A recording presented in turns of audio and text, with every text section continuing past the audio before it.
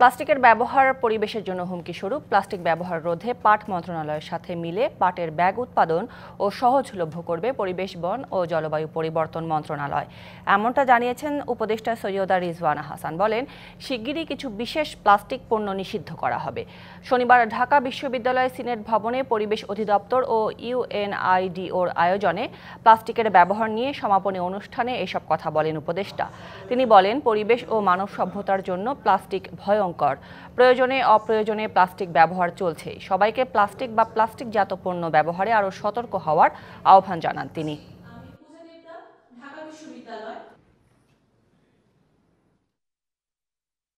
কোন single use প্লাস্টিকটা বন্ধ করা সম্ভব না আমাকে বলে?